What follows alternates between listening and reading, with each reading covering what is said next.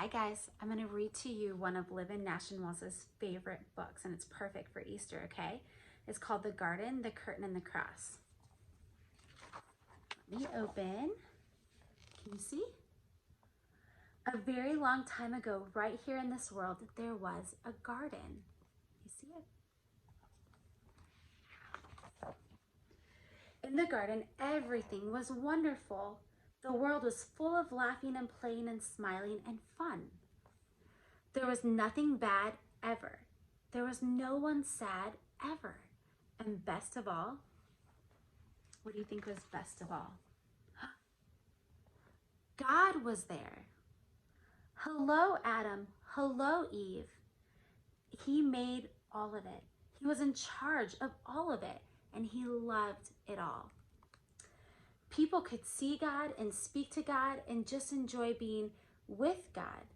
Eve, God's here. He wants to walk with us again. How cool is that? Yay! I bet it's going to be ever more amazing than yesterday. It was wonderful to live with God, but then one day, what do you think happened? The people did a terrible thing.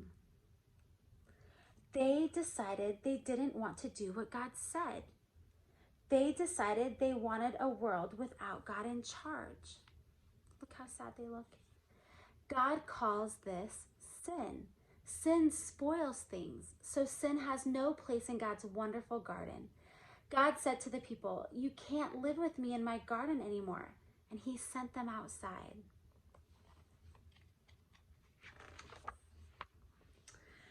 To show the people that they had to stay outside, God put some warrior angels in front of the garden.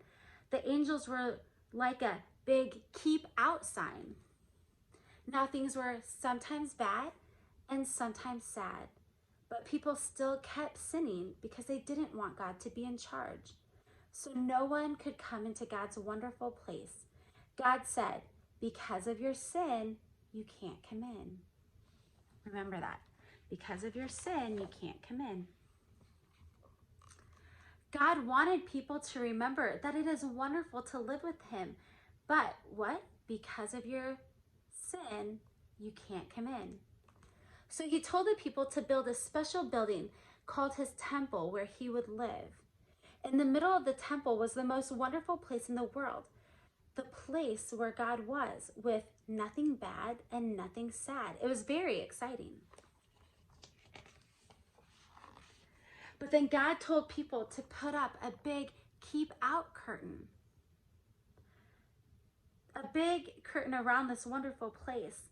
The curtain had pictures of warrior angels on it. And like I said, it was a big keep out sign. See the angels, the warrior angels?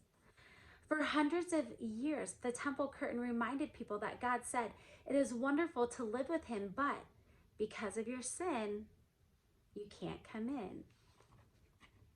I bet you remember that phrase, huh? This is kind of cool. All the little families, babies became grown-ups and had babies, and those babies became grown-ups and had babies, and those babies became grown-ups and had babies. Hundreds of summers and winters passed by, and a big keep-out curtain stayed in the temple. What do you think happened? Then one day, God's the Son came to live in this world as a person. He was called Jesus. Jesus always did what God said. Jesus never sinned. And Jesus visited the temple where the keep out curtain hung. Jesus knew things were sometimes bad and sometimes sad. Jesus said that God had sent him to open the way back to God's wonderful place where there would be nothing bad and no one sad. But what do you think is going to happen? People still did not want God to be in charge. So they decided to put Jesus on a cross to die. See how dark and sad it is? It was the most bad thing that had ever happened. It was the most sad day of all time. But Jesus had a plan. He had always planned to die on the cross. What a strange plan. Why would God's Son plan to die? Do you know? Can you see this? It's a big cross, and all the sins of people all the bondage. It says, on the cross, Jesus took our sins, all the bad things that we do, all the sad things that they cause. Jesus took them from all of us. And when he did, something amazing, astonishing, astounding happened. What do you think happened? The curtain tore. God had ripped up the keep out sign. God's wonderful place is open again. Because Jesus died, we can go in. Can you remember that? Because Jesus died, we can go in. After Jesus died, his friends put him in a tomb and they were very sad. For 2 days, nothing happened. Then the next morning, Jesus' friends went to see his body in the tomb. And guess what? It wasn't there. A little later on, Jesus' friends were all together. And suddenly, Jesus was there, alive.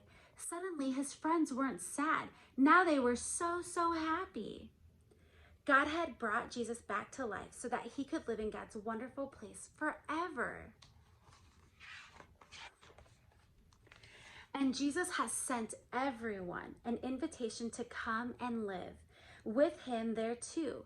He tells us, God says it is wonderful to live with him, but because of your sin, you can't come in. But I died on the cross to take your sin. So what? Now all my friends can now come in. Yay! We can live with God forever. There will be nothing bad and no one sad. We will see God, we will speak to God and just enjoy and being with God as he had planned. It will be wonderful to live with him, and it is all because of Jesus. Listen to this. We will say every day, thank you, King Jesus. You're amazing. And guess what? You can start saying that today. The end. Thanks, guys.